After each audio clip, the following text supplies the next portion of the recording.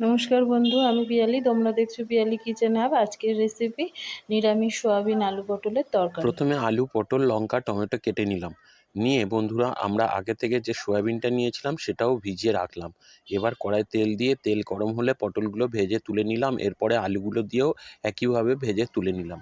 এরপরে কড়ায় তেল দিয়ে একে একে সয়াবিনগুলো ভেজে নেব।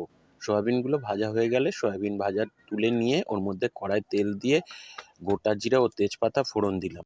এরপর আমরা গোটা গরম মশলা ফোড়ন দিয়ে দিলাম। দিয়ে এর মধ্যে টমেটো ও কাঁচা লঙ্কা দিয়ে ভালো করে নাড়তে থাকলাম।